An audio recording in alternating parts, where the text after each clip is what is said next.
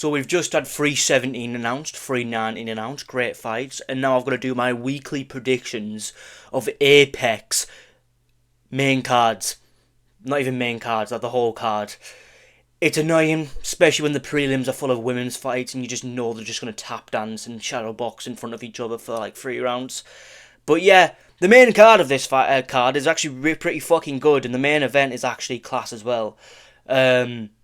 Yeah, you know what, we're just going to get straight into predictions, but it's just a bit of a bummer when you wake up and you're like, fuck, I haven't done the prediction video yet.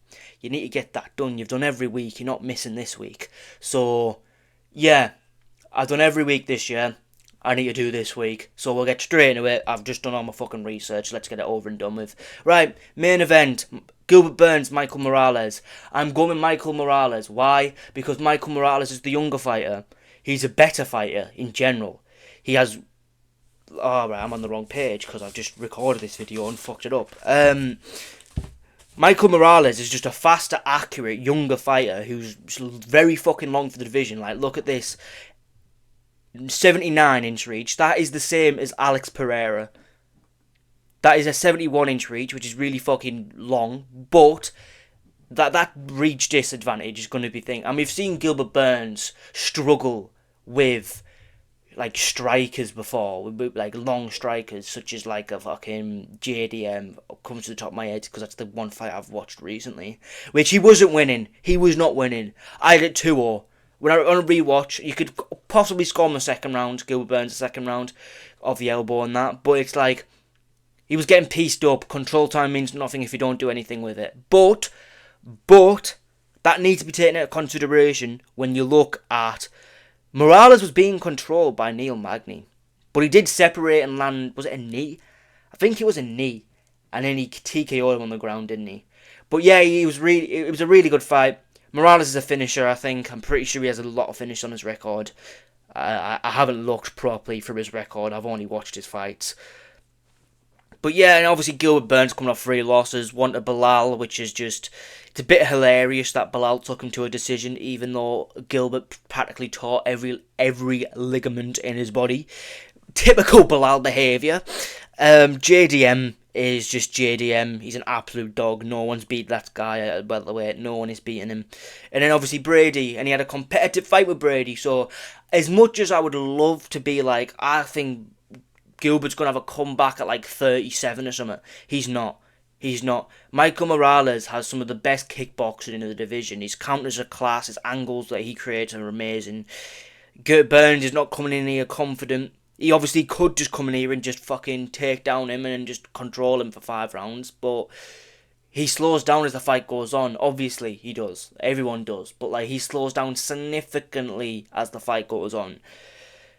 It's not a good look, especially when you fought Belal and gassed out and all that type of stuff. Like, not gassed out, but like he slowed down significantly. I know all the ligament problems too probably played an effect on that as well. But yeah, what can I say? But I'm going Michael Morales. He is just a faster, younger, better, more accurate puncher. I'm not going to say a better scrappler. He's not. Burns has all the accomplishments technically on paper, which doesn't really mean much in modern MMA, but you know what I'm saying. But we're going to move on to the co-main event, which is Paul Craig and Bellator, as I don't scroll down. Rodolfo Bellator fights legitimately like a Pereira, which is ironic because he fights in light heavyweight, which what's going to happen if he actually gets into the rankings, which he probably will if he beats Paul Craig. Paul Craig is technically fighting for his career, but I don't think he gets it done. He definitely can get it done, but this is my analysis of it then. Bellator was an active fighter. He went to a draw in his last fight against Jimmy Crude, who is, yes, grappled him to make that a draw, but yes, he was doing well on the feet too, and obviously you can say takedown threat and all that type of stuff made him better, striking better, but this is the exact same thing that's going to happen here. Paul Craig has that takedown, yeah. But Paul Craig does not shoot like a Khabib or something where you have to be like, shit, if he gets me down, I'm finished. It's more like a fuck. You know what I mean? It's more just like a fuck, I'm down here and it's a bit dangerous down here, you know what I mean? But he's more of a guard puller. He's not really dangerous like off of his back, if you get me, like not off his back, on top of someone. He's more dangerous off of his back. That's what I was trying to say. Like Paul Craig is a typical jiu-jitsu guy that got into MMA. He technically just has no awareness of striking. He does have a good lead kick, to be fair to him, but yeah, obviously he lost to Bo Nickel, which fucking hell, that is not a good look whatsoever. He has a submission over the champion Ankalaev ages ago, which people are actually choosing him because of that win ages ago in practically all of his fights. You know what I mean? It was a lucky submission, to be honest. But yeah, I think Bilardo's going to win. He trains with Pereira's team, that's why he fights like Pereira. His main weapon's the kick. And I do think if Ankalaev, for that Ankalaev fight, Pereira's takedown defense was so class, and he actually got a takedown of his own. He dunked Ankalaev on his fucking head. And I do think they can do the same with Bellator. There's something going on in that camp to make takedown defense amazing. And I think Bellator can do that. And if not, if you're fighting a fucking jiu-jitsu guy and you get taken down when they're known for just pulling guard instead of actually shooting, you deserve to fucking lose. But we're going to move on to the next fight, which is Sodiq Yusuff and Myron Santos. Let me talk about this fight. Let me talk. Because Sodiq Yusuff used to be in the rankings, and his last loss was to Diego Lopes at 300. Sodiq Yusuff is genuinely good, you know. He's just very chinny. He really is just very chinny. But Santos is a smooth, calm fighter. Usually don't see that in debuts. He's had one fight in UFC, one fight on like Tough or some fucking contender series show to get on the UFC. Santos stands very tall. He probably should have lost his last fight, by the way. I'll mention that in a second. Yeah, he brought it back in the third round, though, in that fight. He brought it back in the third round. The second round could have gone either way. It wasn't a robbery, as everyone was saying, but it was a very close fight that could have gone either way. I see people who chose Myron Santos to win that one. That's fair enough. I ain't going to shit on you for it, you know. It's usually a fan favourite when people start going, oh, he got robbed and all that type of stuff.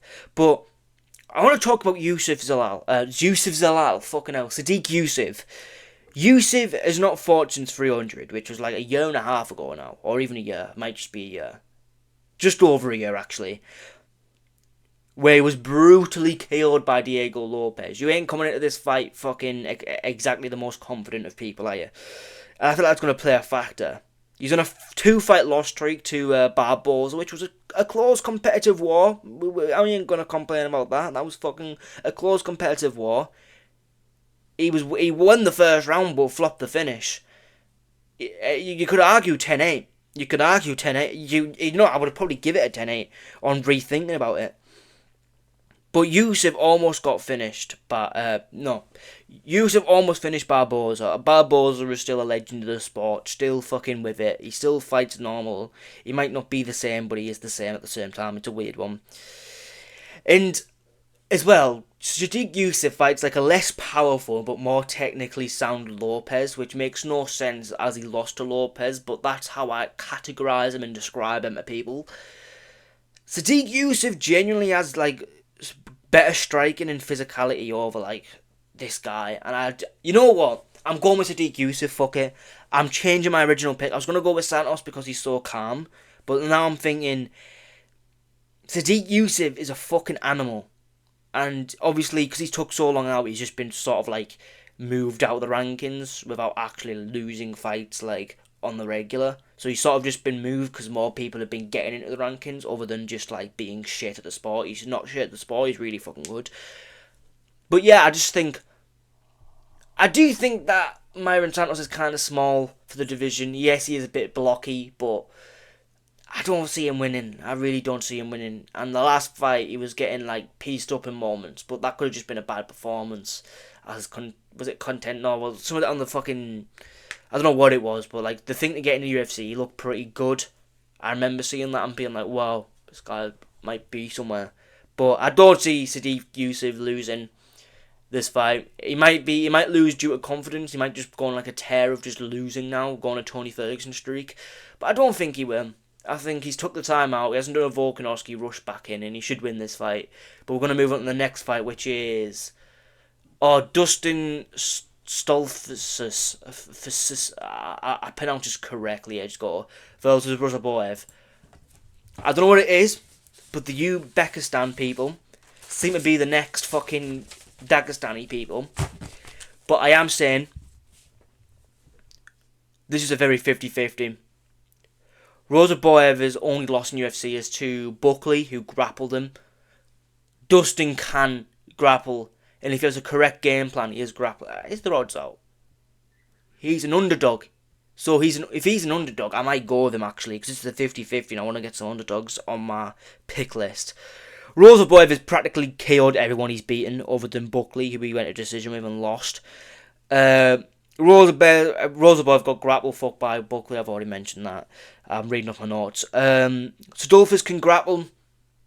He gets wild though, which is a thing. And Rozaboyev does drop his hands every time he lands a strike. He is waiting to just get caught one day by a powerful... It is a 50-50. This could go really either way. And I am edging it a little bit. Oh, can Sadolcev do this though? And I don't want to choose him and then be like, oh, well, he was going to lose. But I was like, I'm kind of like...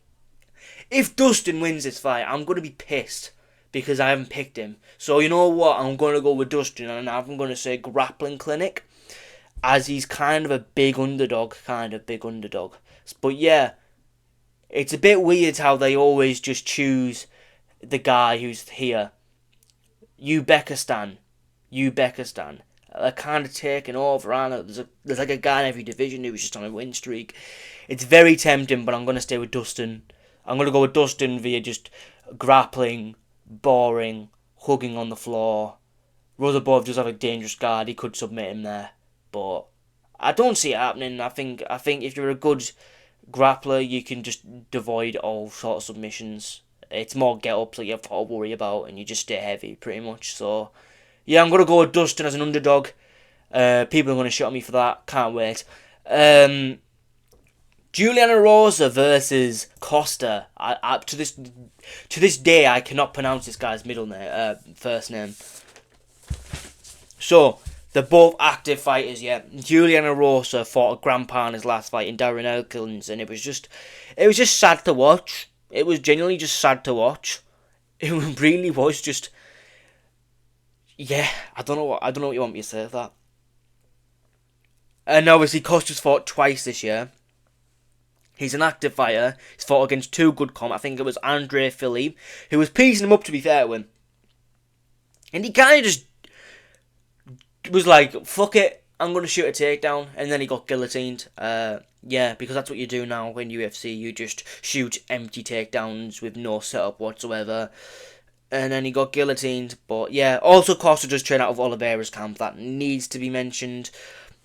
But a lot of Costa, he's a bit of an awkward fighter. Like, his striking's pretty mid. He knows what he's doing though. It's not pretty good. He's not like piecing people up with combinations or fucking head kicks and that. It's just a lot of his style is just cage hugging, which is good. This fight I thought was going to be a banger, but then I was like, no, these two do just kind of cage hug quite a bit. It might be a boring fight, even though it's 2 name value. Yeah. Also on the cage, Costa does go for the back quite a bit. He's done that quite a lot in his fights. If Juliana Rosa is fucking smart, he should be defending that shit and like shrugging them off. Rosa's coming off a win over an old man, I've already mentioned that. Rosa's getting fucking taken down easily by this old man. Rosa is the cleanest striker, but he's like, could get his back taken on the fence, which is, I don't know. It's a 50-50, but I just think that Juliana Rosa is the more complete fighter, while Costa's more of just that one thing he does really good, which is take the back on the thing and sort of get shit going off that, control time. Yeah, and they're both fighting for the rights of Christian Rodriguez, I guess you could say. Yeah, moving on to the next fight. Gabe Green versus Carmelo, who actually follows me on my private Instagram account. Right, I need to keep this one unbiased as he follows me. Oh, fuck. These notes are wild. Right. Gabe Green is coming off 2 losses. Gary in battle, he did pretty well against Gary, who's pretty... I don't know how he beat Prates. He was getting caught loads against these other fucking, like, unranked guys, and then he just does that to Prates. I don't know, maybe power punches make you fight better, I've been told. Battle KO'd him as he rushed in like a mong. It was very Aldo-esque, Aldo Connor-esque. It's kind of a layup for Gabe Green. I'm choosing Gabe Green to beat him pretty easily. Yeah. He has had success against Gary. I feel like that keeps you at like the top of the division maybe, even though Battle knocked you out. He's sort of like the unranked area. He'll sort of just stay just unranked. He could be 15 at one point though. But yeah, Gabe's winning. He's just the better fighter. What do you want me to say? On to the next fight. Jared Gordon versus Thiago Moises, which I was going to choose. Now, you need to listen to this. I was going to choose Gordon. But you know what? Hang on. It was the... Oh, it's even odds. Right.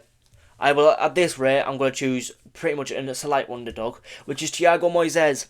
I'm going with Thiago Moises. He's very good technically. Gordon is very good technically, but the problem he has is that he's very slow. He doesn't really have much physicality for the division, which you kind of need. You kind of need it at this level. He's very slow, very fucking slow, very open too, but he has a great chin, which is thing. Shown in the Paddy Pimblett fight, which he should have won. He should have beaten Pac Parast in his last fight. That was a very obvious decision. That should have went the opposite way, you know. Moises is a 50-50 fighter, but he does have good wins on his record, and and he did give Makhachev a couple of problems in their fight. I'm going to Thiago Moises because yes, he's not as technically sound, but he has the strength advantage, the power advantage, the kick advantage. And I would argue that Thiago Moises is the better striker, just purely off he's kind of stiff, but he's kind of fast at the same time. It's weird. It's a weird thing. He's stiff, but he's fast. And Moises is a 50-50 fighter. I've already mentioned that. But yeah, I'm kind of just rereading my notes, and it's sort of just pointing shit out instead of actually reading it bottom to top to bottom even. But yeah, I'm going to go with Moises. And Jared's not been in the cage for a while. Neither's Thiago Moises, but still.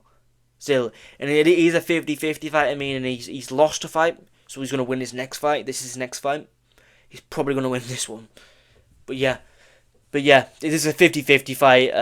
If it was massive underdog on Gordon, then I'd choose him. But it isn't, so I'm going to go with the slight underdog, which is Moises, because I want to get some underdog picks here. Yeah, on to the next fight.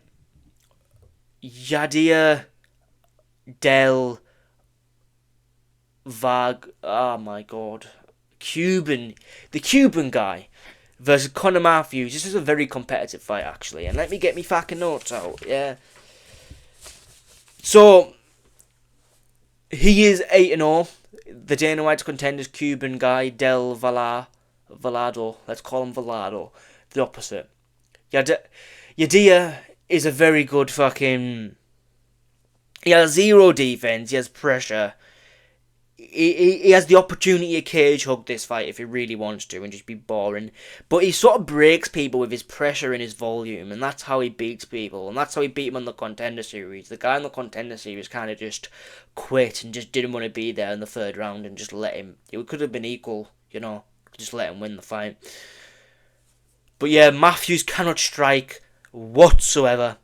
He's coming off 2 KO losses. Yadir is just I hate to say it, it just sounds very casual, but he just is the better fighter out of these two. He just is the better, more cleaner, well-rounded fighter. He could get caught, but he probably won't get caught. This is a fucking featherweight bout too. But yeah, Conor Matthews, he's kind of small for the division, or I thought he was anyway in his last fight looking at it. But yeah, Yadir, I think he's going to win even. I think he's going to win. He's undefeated for a reason. He might not have no defense, but he's probably got a chin. That's probably why. But yeah, I'm going with Yadir, which is the next fight. Lucina Santos. Oh, fucking hell, I hate these fucking fights. Both have 2 losses. I'll go with Lucia Santos because she has one extra win, which is impressive because it's women's fighting. Under the next fight, Alyssa Reed versus Denise Gomez. I'm going to go with Denise Gomez because she has a couple more wins and a less extra loss. But moving on to a men's fight, a proper fight, you know what I mean? They're going to go to war on this. This is the fight I was on about. This is the fight. Carlos Hernandez is genuinely a good fighter, and so is Park. This is probably going to be the fight of the night. I think, anyway. If Gilbert Burns shows up, maybe it'll be the fight of the night. But Hernandez is a great fucking striker, and he's a great grappler. He creates angles, which is like not many people do. They sort of strike in front of each other, and either you'll have two options. It'll either be the fighter who stands in front and force combinations, fighter A who just uses as much angles and pull counters as much as possible, and you have fighter B who sort of uses head movement more and will get head kicked eventually. Hernandez is a great grappler, and I've already mentioned that. But Park is undefeated. He is undefeated. And I'm looking at them two, and it's like Park is a very skinny bantamweight, while Carlos is a very thick bantamweight, even though he doesn't look it. Yeah, Park beat a guy who didn't want to win either in his last fight. He in moments he went for a combination laid on the floor. I think Park might be known for his power, and that's why he was just trying to avoid it by laying on the floor. Just typical jiu-jitsu guys doing jiu-jitsu type things. It's ironic because Laura Sanko was saying in the commentary that his traditional style isn't going to be work for me, or something like that. And instead he just pulled guard on the floor.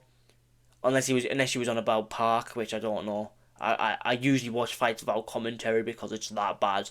But Laura Sanko is genuinely pretty decent at talking about shit, same as Dom Cruz, but Dom Cruz is a bit arrogant. But yeah, I see this as a 50-50, so I'm going to look at the odds. There's no odds, fuck. Oh, right, now they put me in an awkward position. They're both good everywhere. I could generally see this going anywhere. And I feel like they're going to edge it towards the South Korean fighter because he's South Korean and that's a market they haven't really got into yet. Obviously, they had the guy who beat Anthony Smith, what was his name, Ming Yang or something. But they need more of them. So I feel like this will probably go to a decision and they'll probably edge it to the Korean. Yeah. This is the type of thing you got to think about in UFC. Not the guy who really wins. It's the guy who might win. And then we got these two fighting. Fucking hell. Well, let's look at the records. You got your records 2-to-1 ratio. I'll go with Luana. I'll go with the blonde bitch. This one here, right? So overall, I've got this bitch. I'm gonna go with Park. Let's miss these. I'm gonna go with Yair. I'm going to go with Moises over Jared Gordon. And I'm going to go with Gabe Green over the guy who follows me on Instagram. I'm going to go with Juliana Rosa, I think. I'm pretty sure I'm going to go with that. I am going to go with Dustin here, which could be a risky pick, but I'm going to go with it. I'm going to go with Sadiq Youssef, who's generally a good fighter. Bellator. There we go. Bellator will probably beat Paul Craig, fucking Craig Jones, and I've got Michael Morales beating Gilbert Burns and probably finishing his career, retiring him. But yeah, that's the end of the video. Like, subscribe, and comment your predictions.